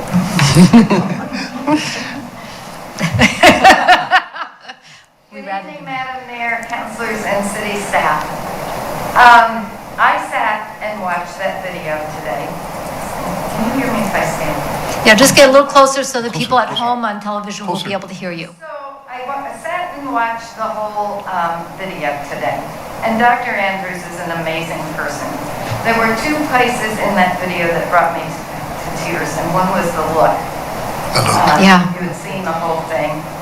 And there's also the talk, which wasn't shown. It should have been shown. Every Black parent has to do the talk with their child. It's just so long. It is just absolutely so long. So that's an aside. I just want to say I watched the video. It was excellent. You do not learn equity and equality overnight. You just don't. It takes a long time. Reviewing human resources, policies, and procedures takes a long time. I was a manager the last 15 years of my nursing career. I understand this. I had to do it. And it just takes a long time. And it takes a long time to see those results. It takes at least a year, if not 18 months to 2 years, to see the results of any changes that you have instituted. It just does. So in the meantime, we still have neighbors who are afraid. We still have neighbors who are afraid. We need to step forward as a city and say and state, you are welcome here, you are supported here, and we will watch out for your safety. It needs to come. There is a box at the end of that video that has steps. And the first one, let me get them straight. The first one was,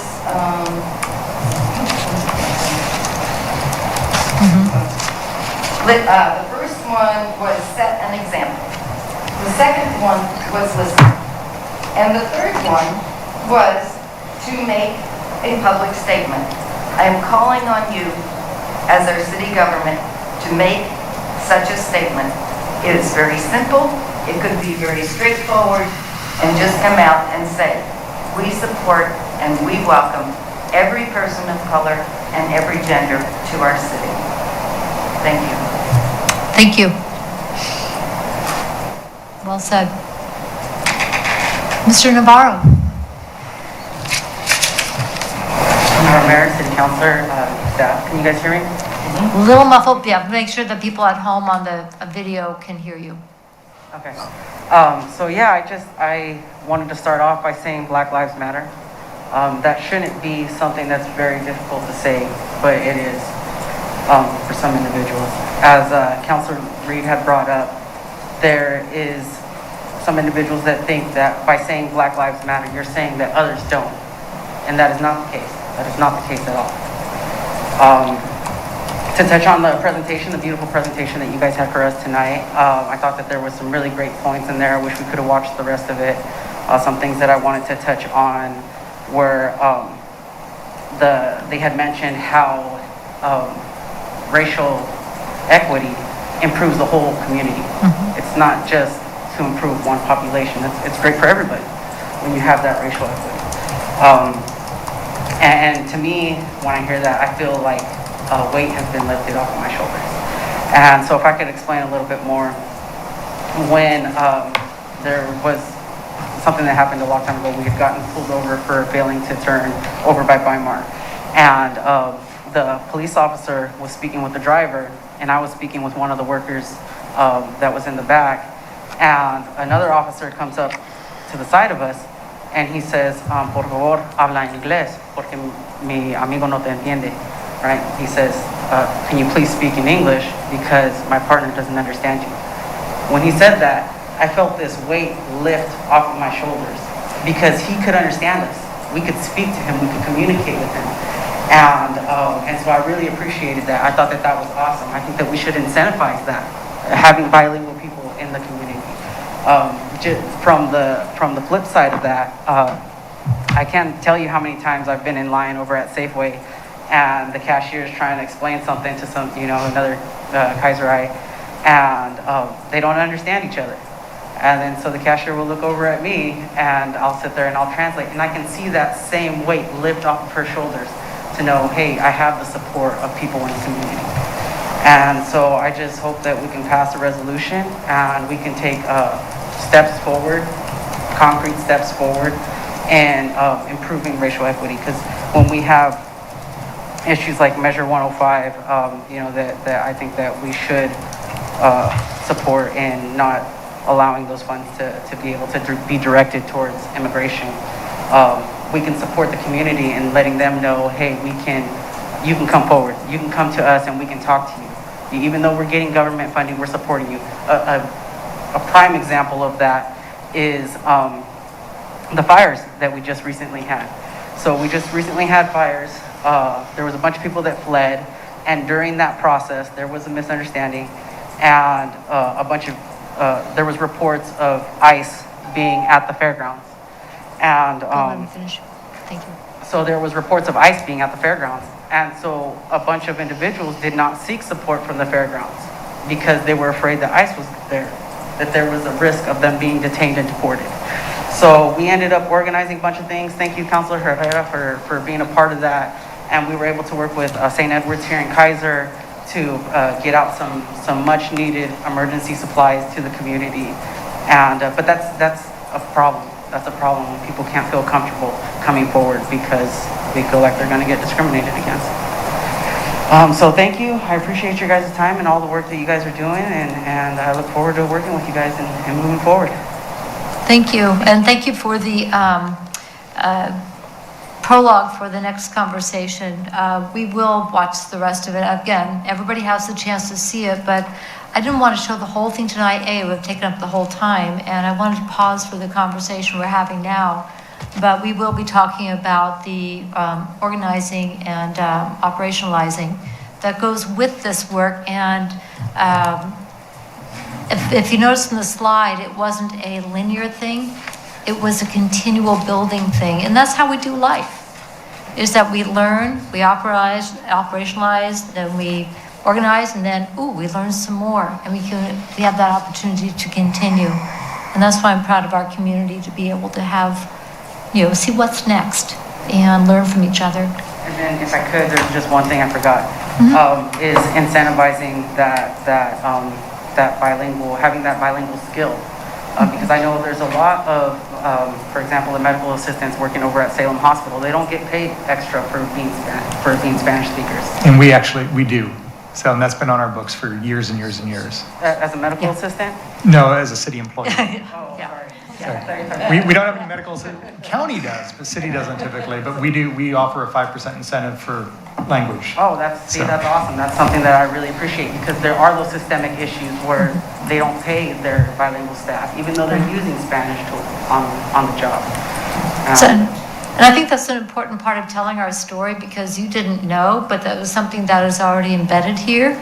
So part of telling our own story, which is, there's a lot of people who just rather do the work, and because they know it's good, they know it's right, they know it's the right thing. But sometimes we have to tell our story, or somebody else will tell it for us, and they don't get it right. So I think it's important to tell our story. So thank you for that opportunity to be able to get that out there. That is something that we do. Chief, you have some? No? Why, do I look like it? Yeah. I saw the funny. wheels turning. I was just thinking, I value bilingual speaking enough that I sent a son to Oaxaca for 8 months. He's now more than fluent. And 2 daughters for 6 months, just to immerse in Spanish. And their fluency is remarkable. I'm jealous of them. But the reason why I found that for them is I was trying to find a Spanish immersion program to throw some of my cops into, and just realized it's a months and months long process. You can't just do it in 3 weeks, come away and have a working knowledge of Spanish, but it's exceptionally valuable. I can verify that, Chief. Yeah, About your daughters. Well, my dad grew up in a time where it was English only. So I knew when he was talking business because he switched to Spanish. But it didn't get passed on to us. So our generation was English only. So, but anyway, thank you. Councilor Reed, and then Councilor Kohler. Go ahead. Oh, go ahead. Salem Hospital does pay extra for second language. I've been a volunteer at Salem Hospital for over 10 years, and I've spoken to many of the people that I work with, and they do get paid extra for speaking a second language, whether it's English or German or Russian or whatever else it might need to be. If you take a proficiency test. So you have to take that proficiency test before you can get paid extra. Then they need to take the test. And that's another barrier that is systemic that we're talking about here. And that's only if you're hired into that position. If you're already fluent, but you're not hired into that position, then they won't do it. I think that's what it's like. People that I've talked to say they get paid extra for speaking Spanish. So that's kind of where I have to go by what the people that I've talked to tell me. Yeah. Yeah. It's a good opportunity to talk with, I know the CEO, and see if they want to address that and in their processes. I know that they've worked very hard on their organizational structures, values, and so forth over the last 10, 15 years and made some really significant pivots. And especially talking about the health equity outcomes is really front and center for Salem Health and all of our health providers in this area. So I think that's a great conversation and more than a conversation, is actual action on the part of our community to make sure that we work on those disparities that we are seeing among different communities in the Marion County area in particular. So I think that was, Councilor Reed, I will come back to you. Thank you for Thank you, Madam not Mayor. letting me forget. I kind of felt like I was doing that in an annoying sort of way, but thank you. Yeah. So, Mr. Morrow, I wanted to speak with you, or ask you, I guess, because you've been before the council before promoting the inclusivity resolution and some ideas for that, and Carol Dorfler also alluded to that tonight. Some people would say that a resolution is just words and really not action. Other people might say, well, the Declaration of Independence is also words, and that had a profound impact on our country. And so, what do you think, in a practical sense, a resolution would accomplish? I think a resolution would state exactly where we stand on the issue. And why is that important? And that's important to individuals that want to be a part of the community. So if you're living in a community and you don't feel comfortable coming forward and you don't have a statement from the city saying that you can feel comfortable coming forward, then you're most definitely not going to participate. You're not going to be an active participant in the community. You're not going to be shopping at businesses. You're not going to come down to the city to ask questions about your bill, or if you have questions about permits. That's not something that you're going to actively feel comfortable doing if you don't know where the community stands on it, the city stands on it, excuse me. So basically you're saying then that a resolution would provide the welcome that we might need for people of various perspectives to enter the conversation? Yeah, absolutely, to enter the building. You know, okay, thank you. Okay, thank you. We ended up with a great conversation. I appreciate that. Nobody else has signed up. Is there anybody else who would like to offer some closing thoughts? Come on down. Hey, you're getting around a lot better, though. Hey, you're walking. Yeah. Mayor and councilors, my name is Michelle Rowan Schwartz. I'm a resident of Keizer. I wasn't planning on speaking this evening. That's it. You're done. You're done. Okay. The model of brevity. Yeah, please. I appreciate that. I wasn't planning on speaking this evening. This is one of those conversations where I measure how much space I take and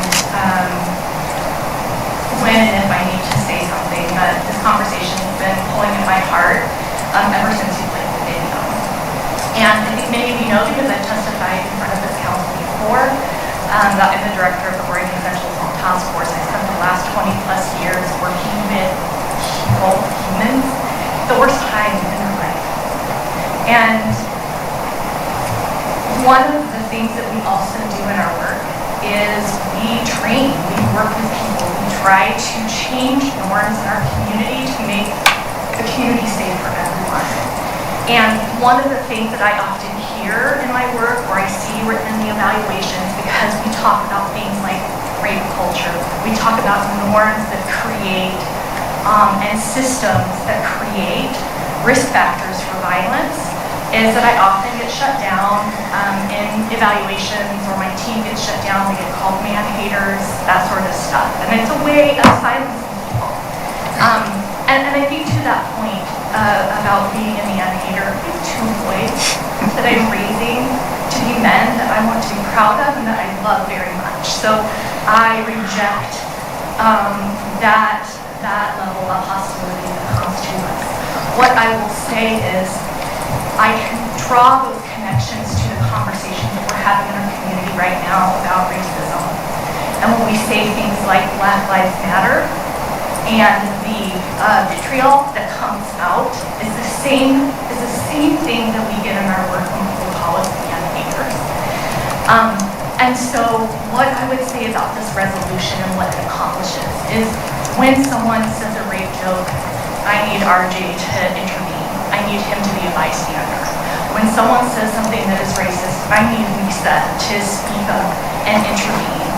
When someone says something that is homophobic, I need one of you to step up and intervene. And I feel like a resolution is a way that we can all be bystanders in this conversation and in this work.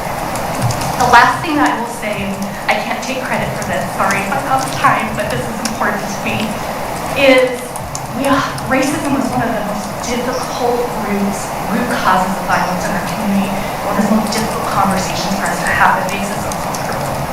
We often think of it as the elephant in the room, but somebody described it to me instead as an octopus. And thinking about the various tentacles of that octopus and how those tentacles wrap themselves around all of the different components in our life. When you add another octopus, and it is xenophobia, another is homophobia, classism, sexism, etc., those tentacles are all tangled up together, and we have to do the work of untangling those systemic issues in our community. And so I really encourage us to address and look at what are our strengths in this community, but also what are our risk factors so that we can untangle ourselves from them. Thank you. Oh, I love that analogy. That is I'm gonna dream octopuses all night and just watch. Wow, thank you so much. And I'm glad your ankle is healing well. Thank you for sharing that. Anybody else? Carolyn.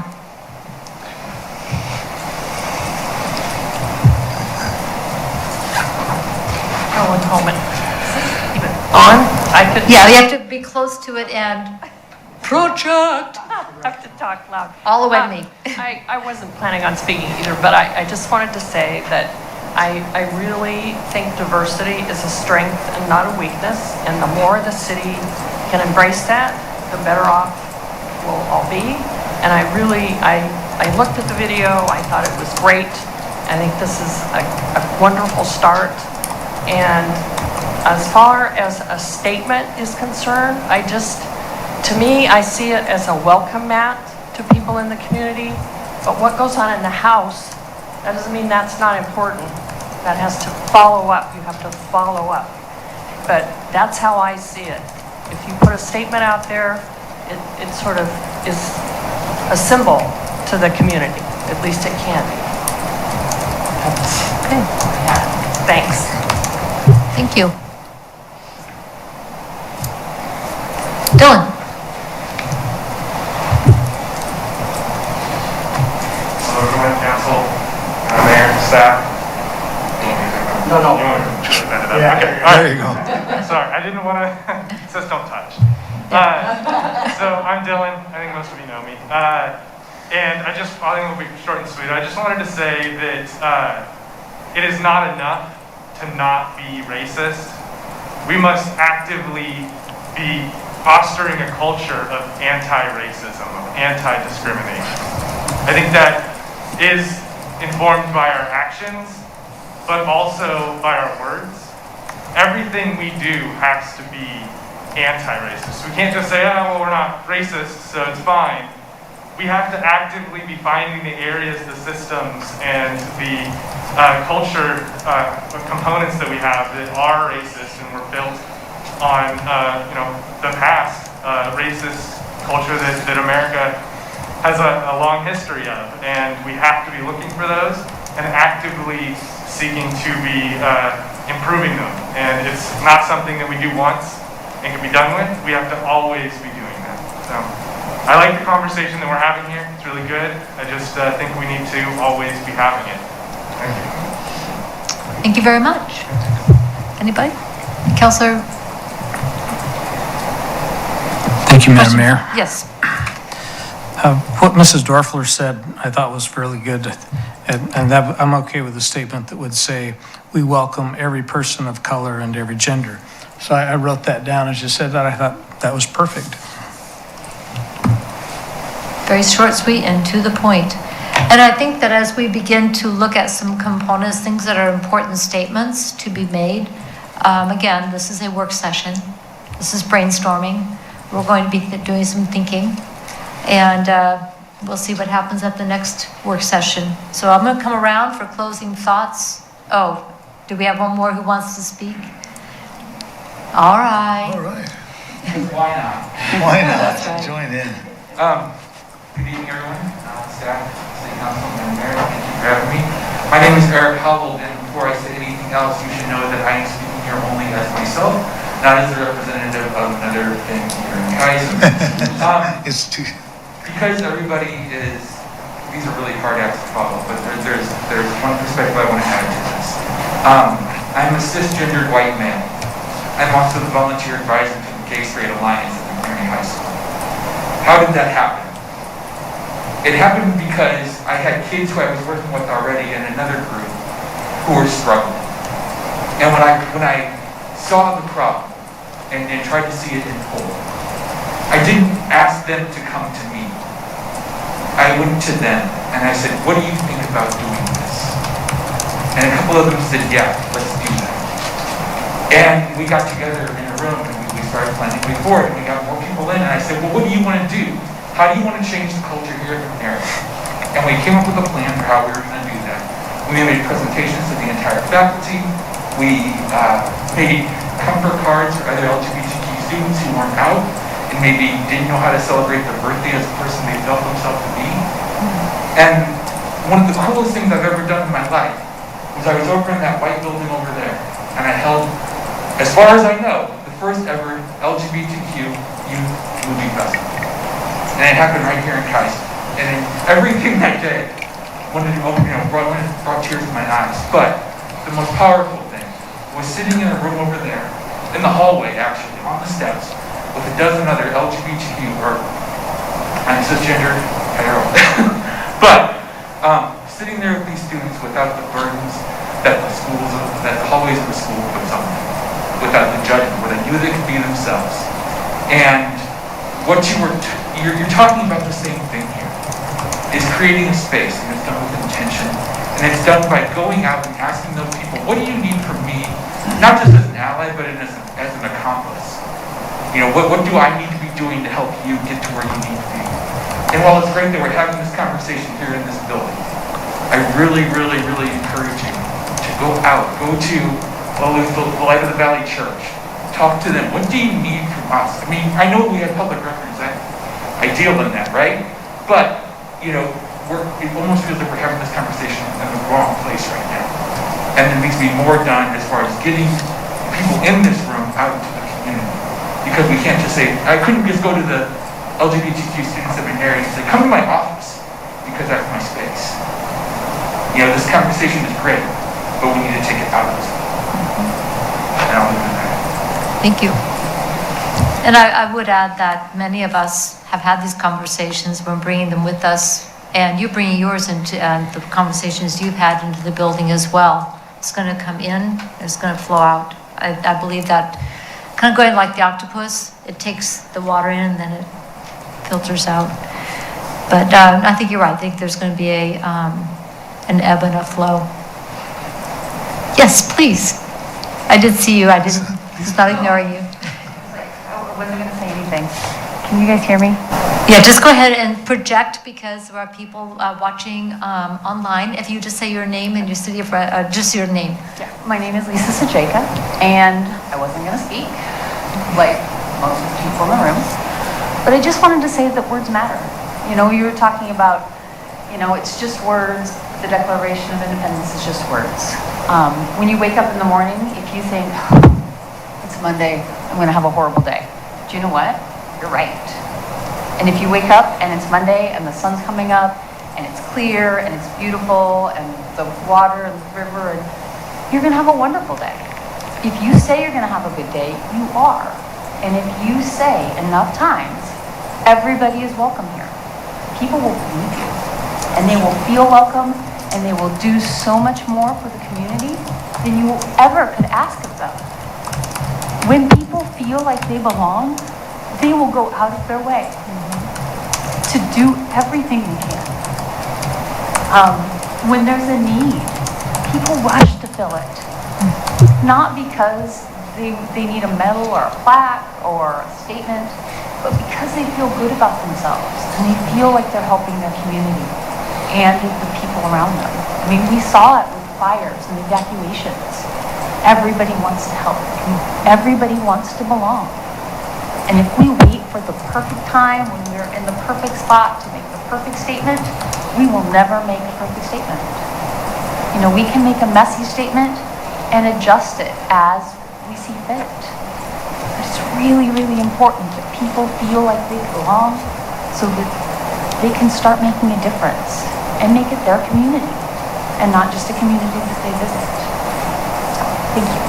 Thank you.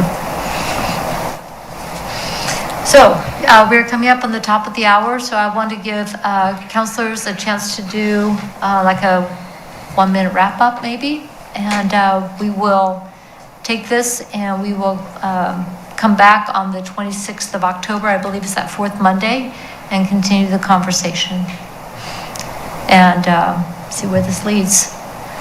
Councilor Kohler, do you have something else that you'd like to add? Thank you. All right. Unless you want me to say something in general, which I can do, but... The floor is yours. Thank you, ma'am. Thank you, Madam Mayor.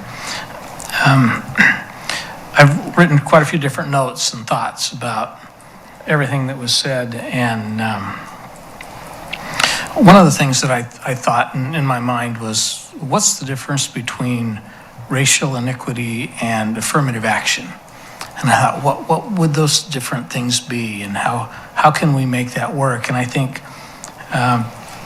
affirmative action is a mandate that says you have to hire this many people that look this certain way. And to fix racial inequality, what you do is you look at that and you say, what's their heart like? Who are they? And the rest of it doesn't matter. So you're hiring something based on who they are and not necessarily just because what they look like. And I think that if we can have the types of hiring policies or application policies that city manager and our HR people have talked about, then we will get people that are qualified to that meet all the different requirements of the diverse and have a very diverse staff. So I think it's more about heart than it is any mandate. That's one thing.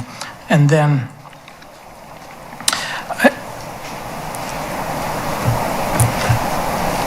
there've been a lot of talk about words and what do words matter and what do we do with that. And my general thought is any statement that we make really doesn't make any difference if we're not willing to follow through and say, this is who we are and this is what we're doing. Now, I look at some of the things that we are doing, and I think we're doing pretty dang good in many respects. We're the only city in Oregon that's broadcasting our city council meetings in Spanish out of 200 and we're 220 cities. 41. We're the only ones. So we are doing things. So, for somebody to say, oh, you guys just aren't doing anything, man, I take big exception to that because we're doing a lot of stuff that we're not. Now, that other cities aren't. Now, does that mean that we're doing everything that we can? No. Does that mean that we have to stop doing it? No. But that's what I mean when I say just some words don't make a lot of difference. You're not going to change hearts and minds with some words. But if we can apply the actions to what else we're doing, then it'll be worthwhile. Thank you. Councilor Reed. Thank you, Madam Mayor.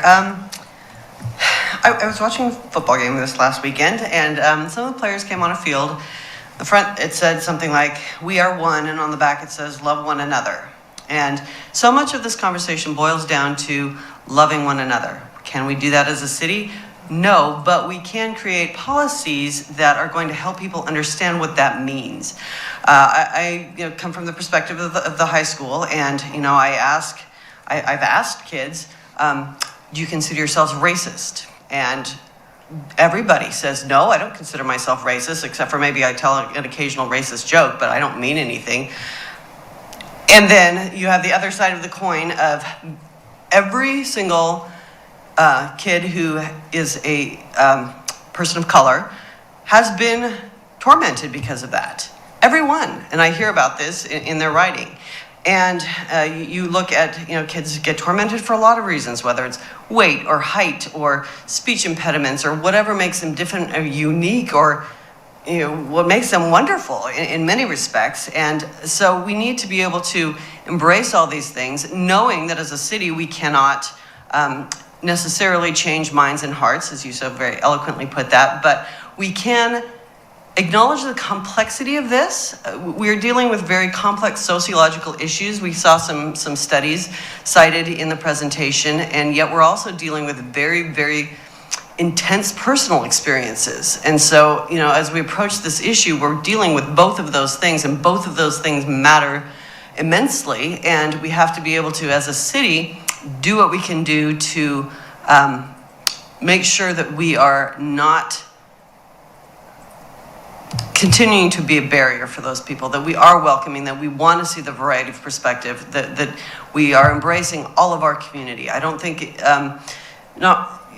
we value each other, but we need to be able to show that we value each other through our policies and actions. And so those are just some of my thoughts. And again, it is a very complex issue, and I appreciate that we're working on this. And it's also a very simple issue of just loving one another. Thank you.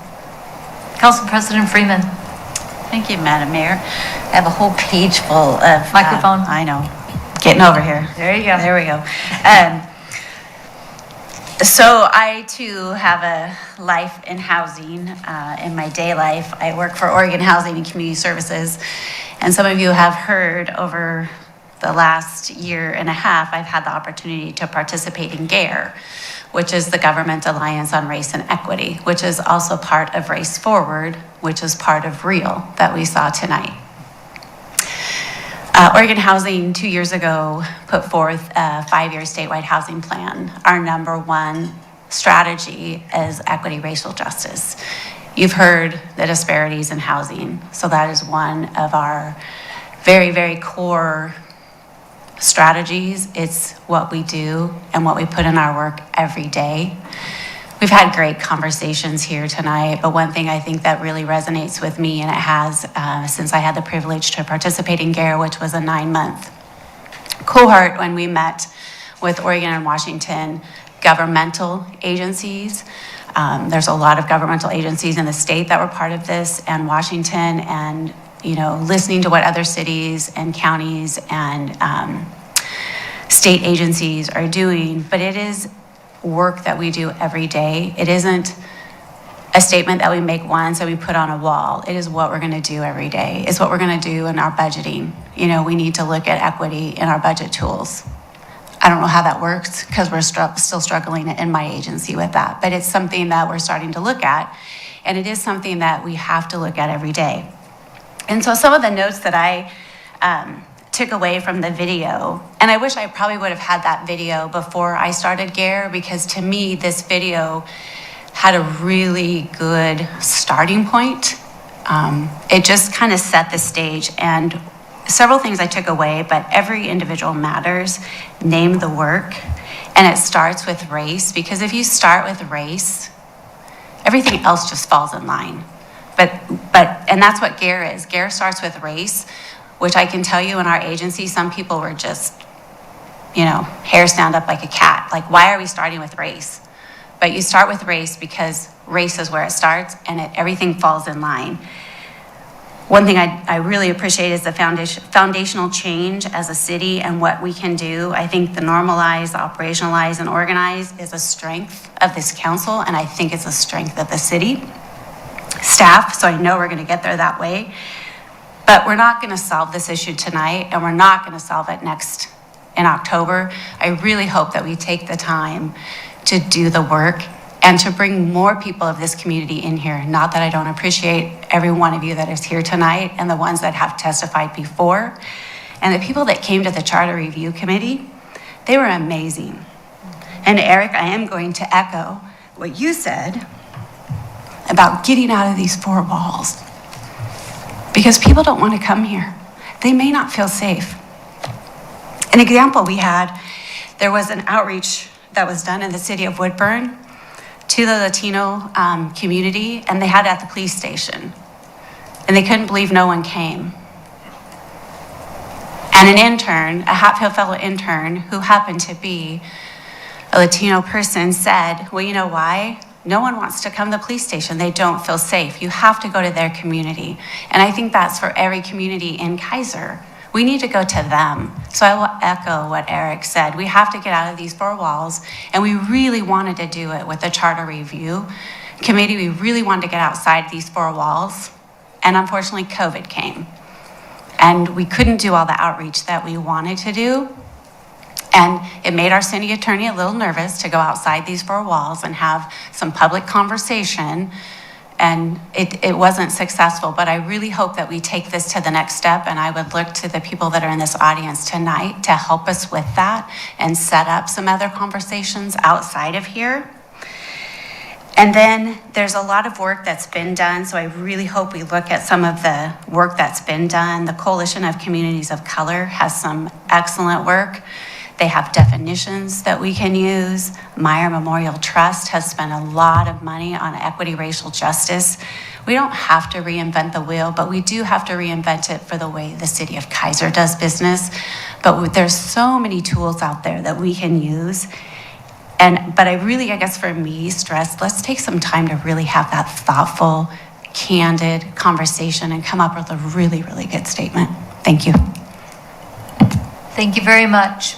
Councilor Herrera. Thank you, Madam Mayor. First of all, I want to thank everybody that had some words to say, and it's good to hear that there's folks out there that believe in equity and inclusion. I really believe. Thank you very much, all of you that talked. And there's been a lot of good comments, and I just want us to move forward. I want to apologize for my passion when I opened up, because I start thinking about things and I get pretty passionate about it. I will say this, though, that I think that resolution and those words do matter. I think they do make a statement as a city, a community, and showing that we're open for everybody and anybody. I know that, and the other thing, Councilor Kohler, Independence, Woodburn, they've done a lot of stuff in Spanish. Hermiston even has a Hispanic advisory council for the city. I know the president, his name is Jim Garcia, is a good friend of mine. And those of us that are connected with other cities because of the LOC Color Caucus that I've been working on, we kind of interact and we talk about things like this. And I felt like we're going the right direction. I want to be positive about it, and I want to make sure that we understand that it's not only words. We got to take, like I said, commitment, action, and accountability. Those are the things that we have to get serious about. And I appreciate some of the words that are out there. I had all these things in my head. I go, wow, this is pretty powerful for somebody like me who's been around almost 70 years. And I remember when I first moved to Keizer in the 70s. I remember some of the incidents that happened here, and I think we've come a long ways. And I like to think that my grandkids all live here, and I like to think that they will grow up in a city where they won't have to hear some of the comments that I've heard. And I really believe in my heart that we're going to get there. And I want to end on that positive note, because the kids I mentor, I always talk about ending in something positive. And I get. The last hate letter I got said that I was, why am I always mad? I was telling Chief about that. And sometimes I felt like I am mad in the inside, because I feel like we're spinning our wheels sometimes. And I know that I'm an impatient person in that respect, because I think about my grandchildren a lot.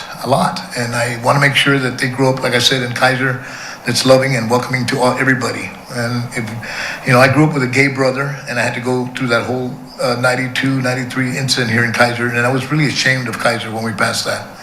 And I still, to this day, believe that we owe that community an apology. And I'm not afraid to say it, because I remember how my brother would feel. And I remember seeing other folks that were gay and talking about it. And I marched with them, and I believed in what I thought, because I didn't see how my brother was brilliant to me. He was student body president of the University of Oregon. He was incredible. But he always was, it bothered me that we did that. So we're going to move forward now. And hopefully, I'm very grateful that all of us are on the same lane, sort of, and moving forward and really making it real, not just words, making it a policy, like they talked about institutional, and I really believe that people don't understand what that means. I know that I do. My dad was a veteran. He went through a lot of stuff, and I won't get into that, but I just want to thank everybody, because from here on forward, I see a lot of positive stuff going on, and I want to make sure that we're all part of it. And it starts with leadership. I really believe that. We have to have folks that believe in it and buy into that, and have the mindset to move forward in equity and inclusion, and thinking about everybody, not just thinking about ourselves or how it affects me. And it's got to think in terms of a community. So sorry about that. Thank you very much, Mayor. Well, I want to say thank you for your passion and your determination. And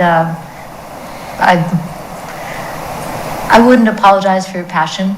And I appreciate the energy you put into being part of this conversation for the entire community and for those precious grandchildren. I was happy I got to join the grandparent club this year. They say grandkids are God's gift to you for not killing your children. I've heard the same thing. Let them live. It's worth it. Let them live. Thank you. Yeah, this is legacy work. We hope that's part of that. Councilor Smith. Thank you, Madam Mayor. First of all, I just wanted to thank everyone who testified tonight. You guys all just really gave me some really just great tidbits that I grasped onto, and I really Eric, you're saying an accomplice versus an advocate, and I thought, that really, that struck home with me. And, with the group of people that I manage, they come to me with a problem, and I always say, but what are your solutions? And tonight, I heard you all bringing solutions and ideas, and I thank you for that and giving examples as to why you felt the way you felt.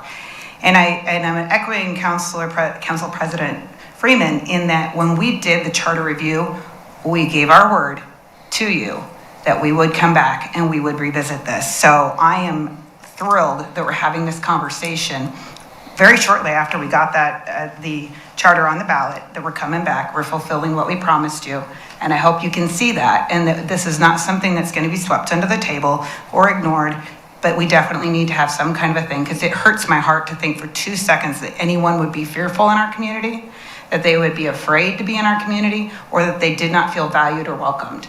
So while I'm on this council, I will do everything I can to make sure that that happens. So thank you for your input, and thanks for your patience as we move at government speed, which I have learned in the last 2 years is very slow. So thank you. Thank you, Councillor Smith.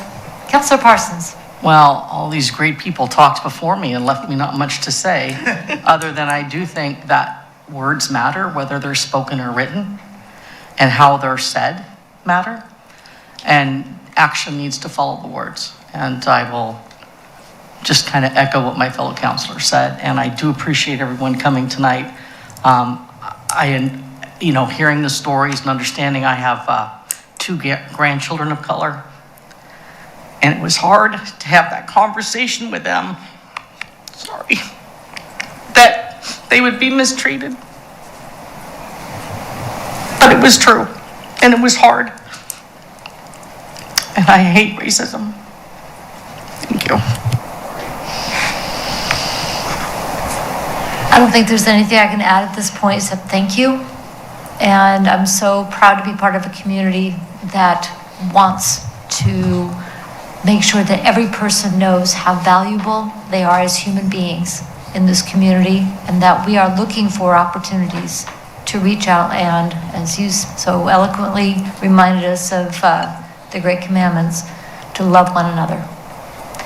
And I'm going to leave it at that. It is 8:12. We are adjourned.